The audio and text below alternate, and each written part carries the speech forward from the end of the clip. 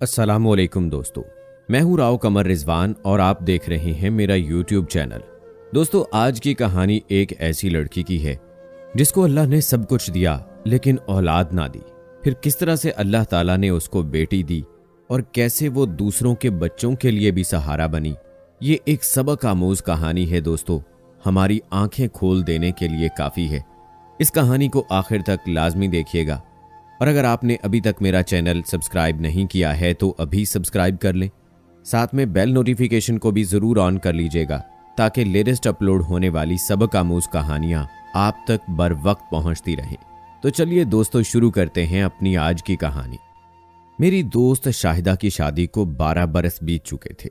जब औलाद की खुशी उसे नसीब ना हुई तो वो बेहद गमज़दा रहने लगी। कई लोगों की मिन्नतें की, जिन करीबी रिश्तेदारों के ज्यादा बच्चे थे और वो तंग दस्त थे, उनसे कहा कि एक बच्चा हमें दे दो, इस तरह इसे पालेंगे कि आप उसकी जिंदगी पर रश्क करोगे।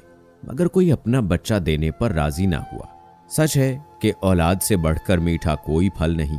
जब शाहिदा आई तो वो पहले से ज्यादा दिल गिरफ्ता थी। हर बार यही दुख बयान करती कि सारी दुनिया की खुशियां मिल गई हैं, मतवसत तबके से आला तबके में शामिल हो गए हैं, कारोबार में मेरे शौहर को हर साल लाखों का मुनाफा होता है, सब कुछ बिन मांगे मिल रहा है। लेकिन जो नेमत अपने रब से मांगते हैं वो अभी तक नहीं मिल सकी है। मैं उसे तसल्ली देती कि अल्लाह से अच्छी उम्मीद रखो, उसके घर देर है अंधेर नहीं, अल्लाह ने चाहा तो ज़रूर तुम्हें भी तुम्हारी मुराद मिल जाएगी। मगर उसकी तसल्ली ना हुई। कहती, मुझे यूं लगता है कि हमसे कोई ऐसी गलती ज़रूर हुई है कि हमारी दुआ कबूल नहीं होती।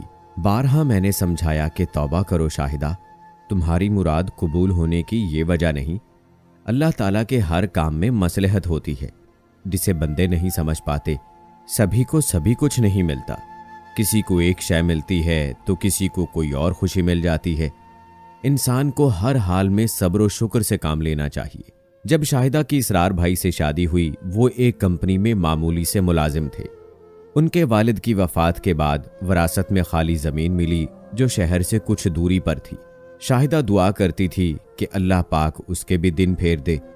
वालदैन के घर गुर्बत देखी थी तो अब शौहर भी कुछ ज़्यादा आसूदा हाल न था। अल्लाह ने उसकी दुआ सुन ली। कुछ अरसे बाद विरासत में मिली ज़मीन शहर में आ गई। उसके करीब ही एक दूसरे प्लाट पर किसी ने प्लाजा बनवाया तो कारोबार को वुसअत देने के लिए इसरार भाई से मुंह मांगे दामों उनका प्लाट खरीद लिया। इसरार भाई ने उस रकम से कारोबार करने की ठान ली।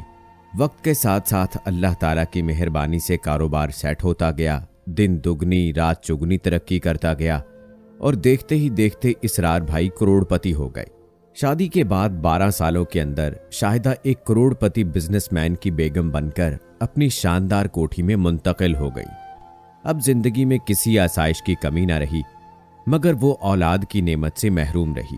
वो कहती, ये होती है अल्लाह की देन कि जिसे चाहे दौलत दे, जिसे चाहे इज्जत शोहरत और जिसे चाहे औलाद। मेरे शौहर की मुलाजमत सऊदी अरब में हुई तो मैं उनके साथ चली गई और 6 बरस तक शाहिदा से ना मिल सकी। इस बार पाकिस्तान आई तो उससे मिलने गई और ये देखकर हैरान रह गई कि एक 8 बरस की बच्ची उसके साथ थी जिसे अपनी बेटी कहकर मुझसे मुतारिफ करवाया। तुम्हारी बेटी है ये? मगर तुम तो, उसने इशारे से कुछ कहने से रोक दिया। इस मुलाकात के बाद वो एक दिन मेरे घर मिलने आई। बोली, बेटी को स्कूल छोड़कर आ रही हूँ, जब तक उसकी छुट्टी का वक्त नहीं हो जाता तुम्हारे पास बैठती हूँ। ये बताओ शाहिदा, ये बेटी कब हुई? 1-2 बार फोन पर बात भी हुई है हमारी, मगर तुमने कोई जिक्र नहीं किया। कहने लगी, मेरे हाथ तो औलाद ना हुई, मगर अल्लाह ने ये प्यारी सी बेटी मुझे अता कर दी है। तभी इसने ये वाकया सुनाया। एक रोज़ जबकि बारिश के बाद खुनकी बढ़ गई थी और शाम सर्द हो गई थी, मैं अपने बेडरूम से निकलकर बालकनी में आई और सड़क पर निगाह दौड़ाई जहां ट्रैफिक ब्राय नाम थी और इक्का दुक्का लोग चलते दिखाई दे रहे थे। शाम का वक्त था, लेकिन सर्दी और गहरे बादलों की वजह से रात का सा समा हो गया था। ताहम अभी मगरिब का वक्त नहीं हुआ था। अचानक मेरी नज़र 2 सायों पर पड़ी जो साथ चलते आ रहे थे। वो करीब आ गए तो देखा कि एक कमज़ोर सा मुफलिस आदमी था जिसके एक हाथ में प्लास्टिक की थैली और दूसरे में एक नन्ही बच्ची का हाथ था। वो तेज़ी से चलने की कोशिश कर रहा था। यकीनन उसे रात होने से पहले घर पहुंचने की जल्दी थी। शायद बारिश बरसने का डर होगा। मैंने उन दोनों को बगौर देखा। वो 5 बरस की होगी। इस उम्र में भी वो एक बोसीदा गुलाबी दुपट्टे से सर को ढांपे हुए थी। दोनों ही नंगे पैरों तेज तेज चलने की कोशिश कर रहे थे। बच्ची बड़ी दिक्कत से बाप के तेज उठते कदमों का साथ दे रही थी। मैं सोच में पड़ गई कि क्या इस गरीब बाप की इतनी भी औकात नहीं कि नन्ही सी बच्ची को जूते पहनाकर नंगे पैरों चलने की तकलीफ से बचा ले। मैंने अपने एक पैर से चप्पल उतारी तो फर्श की ठंडक मेरे जिस्म में उतर गई। बारिश से जमीन वैसे भी सर्द हो जाती है। ये तो सड़क थी जिस पर जगह जगह पानी मौजूद था और एक मासूम बच्ची उस पर दौड़ी जाती थी। उफ मेरे अल्लाह, मुझे ठंड और ज्यादा महसूस होने लगी। मगर वो गिरदो पेश से बेखबर और इस नम आलूद फिजा से बेनियाज गीले कपड़ों में थी। मुझे झुरझुरी आ गई। क्या गुजर रही होगी इस पर।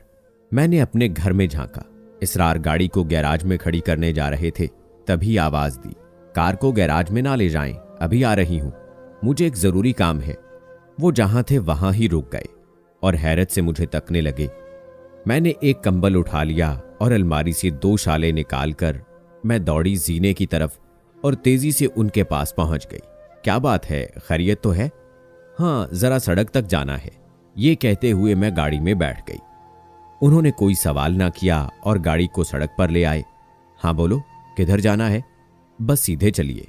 उन्होंने हुक्म की तामील की और दरमियानी रफ्तार से गाड़ी चलाते वहां पहुंच गए जहां वो गरीब बाप और बेटी पहुंचे थे। वो मुसलसल उसी रफ्तार से अपने सफर को जारी रखे हुए थे। जरा आगे जाकर वो दोनों एक गली में मुड़ गए जो दाएं जानिब कच्ची बस्ती की तरफ जाती थी। क्या हुआ भाई, क्यों इनका पीछा करा रही हो? आगे गली खराब है, बारिश रुकी हुई है, आप कार को किसी मुनासिब जगह पार्क कर देना। मुझे इस आदमी से काम है। क्यों, क्या इसे पैसे देने हैं? यकीनन उसके गुर्बत पर तरस आ गया होगा। यार, देखते नहीं कितनी सर्दी पड़ रही है और वो नन्ही सी बच्ची बगैर गर्म कपड़े पहने नंगे पांव चलती जा रही है, तो इसकी फिक्र उसके बाप को होनी चाहिए। तुम्हें क्या परेशानी है? इतने में हम उनके बिल्कुल नजदीक पहुंच गए। मैंने आवाज देकर उस आदमी को रोकना चाहा। वो जरा सा ठिठका और मुड़कर हमें देखा, इस बेयकीनी से कि जैसे हमने उसे नहीं किसी और को पुकारा हो। मैंने इशारा किया, इधर आओ। वो करीब आया तो मैंने कार की खिड़की से सर निकाल कर कहा, अरे भाई, इतनी सर्दी में बच्ची को तुमने गर्म कपड़े क्यों नहीं पहनाए? ये बीमार पड़ सकती है। सुबह जब हम घर से निकले तो उस वक्त इतनी सर्दी नहीं थी। घर कहाँ है तुम्हारा? वो सामने वाली आबादी में। उसने इशारा किया और आगे बढ़ गया, जिससे मुझे अंदाजा हुआ कि वो गरीब जरूर है मगर भिखारी नहीं है। जरा उसके पीछे इसके घर तक चलिए।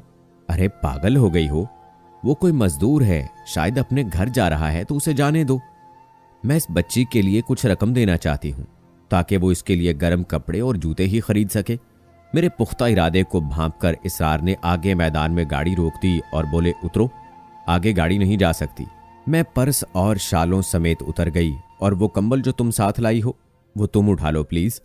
कुछ दूर उनके ताकुब में चले कि कच्ची आबादी में पहुंच गए। वो एक करीबी मकान में चले गए और मैं उनके पीछे घर में घुस गई। इसरार दरवाजे पर रुक गए। एक छोटे से सेहन को अबूर करके वो शख्स सामने बने हुए कमरे में दाखिल हो गया और साथ वो बच्ची भी। मैं दहलीज पर ठहर गई। बीबी, आप यहां क्यों आई हैं? अंदर आ जाइए। उसने चारपाई की जानिब इशारा किया। मैं बैठने नहीं आई, बाहर मेरे शौहर खड़े हैं, उन्हें भी बुला लो बीबी। वो ये कहकर बाहर लपका और इसरार को इसरार करके घर में ले आया। उसकी बीवी अपने 5 बच्चों में घिरी हुई थी और मट्टी की हांडी से सालन निकालकर उन बच्चों के सामने कटोरियों में डाल रही थी। उस शख्स ने हाथ में पकड़ा हुआ शॉपर बीवी की तरफ बढ़ाकर कहा, ले नेक बख्त, रोटियां तो मैं तनूर से ले आया हूं। तूने सुबह कहा था कि तेरे पास एक पैसा नहीं है, फिर ये रकम कहां से आ गई कि तूने हांडी चढ़ा ली और सालन भी मुर्गी का? इन मेहमानों को भी दे। मेहमानों जितना नहीं है, वो औरत बोली।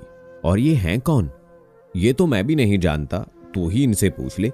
बहन, मैंने अपने घर की बालकनी से तुम्हारी बच्ची को सर्दी में बगैर गर्म कपड़ों के नंगे पांव जाते देखा तो इसके लिए गर्म शालें और ये कंबल लाई हूं। शायद तुम्हारे पास इन चीजों की कमी हो। हाँ बेगम साहिबा, हम जरूरतमंद तो हैं, हमारे पास बहुत सी चीजों की कमी है, मगर सब्र और शुक्र के साथ जी रहे हैं। ये सुबह से मजदूरी पर निकले थे और बेटी को भी आज साथ ले गए थे कि मजदूरी मिली तो इसके लिए चप्पल खरीदेंगे, मगर ये नंगे पांव ही आ गई है। शायद मजदूरी नहीं मिली थी, ये सालन और रोटी खरीद लाया हूं। तूने ही तो कहा था कि आज घर में ना धेला है और पकाने के लिए कुछ नहीं है। सुबह से बच्चे भूखे थे, मुझसे सब्र ना हो सका। बाहर निकली, गली पार की तो एक मुर्गी दीवार के साथ बारिश में भीगी खड़ी थी। मैंने झपट कर उसको दबोचा और चादर में छुपाकर घर ले आई। इसको ज़िबा किया और पका लिया। बीबी, तुम इसे चोरी कहोगी, मगर भूख बंदे से सब कुछ करवाती है। तू मेरे बच्चों को हराम का रिज़्क खिला रही है, जबकि मैं मेहनत करके हलाल की रोजी कमा कर लाया हूं। तुमने बहुत देर कर दी, बच्चों से सब्र नहीं हो रहा था। मैं क्या करती? हमारे पड़ोसी हमसे ज्यादा गरीब हैं, फिर रोज कौन किसी को उधार देता है। बारिश हो गई तो इससे बचने के लिए एक दुकान के छज्जे तले बैठ गए थे, मगर तू बेसब्री करती है, जरा सा भी सब्र ना किया। सब्र की भी एक हद होती है। वो दोनों हमारी मौजूदगी से बेनियाज आपस में उलझ पड़े थे। मर्द का कहना था कि जो खाना उसकी बीवी ने बनाया है वो हलाल नहीं है, और बीवी मजबूरी जाहिर कर रही थी। उसने कहा, तभी तो मैंने इन मेहमानों को नहीं दिया है, वरना सालन है हांडी में। सोचा कि बच्चों की मजबूरी है, मगर ना मैं खुद खाऊंगी और ना तुम्हें दूंगी, तो इन्हें चोरी का ये रिज़्क कैसे दे देती। मियाँ बीवी की गुफ्तगू हमारी आंखें खोल देने के लिए काफ़ी थी। मेरे मियाँ ने उनसे कहा, हम बेऔलाद हैं और तुमसे गुर्बत की वजह से इनको पेट भर खाना नहीं दिया जाता। क्या ऐसा हो सकता है कि तुम अपना एक बच्चा गोद दे दो और उसके बदले हम तुम्हारे बाकी बच्चों के लिए हर माह राशन दे दिया करेंगे। देखो, ये सौदा महंगा नहीं है। मेरे शौहर का बहुत बड़ा कारोबार है। हमें अपना घर दिखा दो बीबी, फिर बात करेंगे। मैंने उन्हें कंबल, शालें और कुछ रकम दी और कहा, अच्छा तैयार रहना, मैं कल आऊंगी। अगले रोज मौसम बेहतर हो गया तो मैं उस मजदूर के घर गई। उसकी बीवी मेरे साथ आ गई। मेरा घर देखा और बोली, मुझे काम पर रख लो, बच्ची के बारे में बाद में बात कर लेंगे। ठीक है, मैंने कहा। क्या नाम है तुम्हारा? उसने कहा, जुलेखा। जुलेखा, तुम कल से काम पर आ जाना। जी आ जाऊंगी, मगर 4 घंटे से ज्यादा वक्त नहीं दे सकती। मेरे बच्चे घर में अकेले होंगे। ठीक है जुलेखा। यूं वो रोजाना सुबह 10 बजे आ जाती और 2 बजे किचन का काम निपटाकर लौट जाती। मैं बाकायदगी से खाना उसके साथ कर देती थी कि बच्चों को खिला देना। 2 माह उसने हमारे घर का काम किया और फिर अपनी उस बच्ची को मुझे सौंपने का फैसला कर लिया, जिसे मैंने बाप के साथ सड़क पर जाते देखा था। बच्ची वो 2 माह तक अपने साथ लाती रही थी, जिसका नाम रेहाना था, और वो मेरे घर और मुझसे अच्छी तरह मानूस हो चुकी थी। मियाँ बीवी ने रेहाना को हमारे स्पुर्द कर दिया। उसकी गोरी रंगत अच्छी ग़िज़ा के बायस निखर गई, आंखें रोशन हो गईं जैसे 2 चमकते सितारे हों। रेहाना के बाल सुनहरी थे और आंखें नीली, रंगत भी तरोताज़ा गुलाब जैसी थी।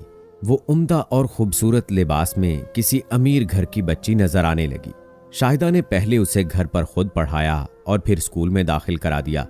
बोली, अल्लाह ताला ने मुझे एक बेटी अता कर दी, तो इसकी शुक्रगुजारी इस तरह हमने की कि रेहाना के वालिदैन को एक और पक्का कमरा, किचन और वाशरूम बनवा दिया, पंखे लगवा दिए और पानी का इंतजाम नलों के जरिए करा दिया।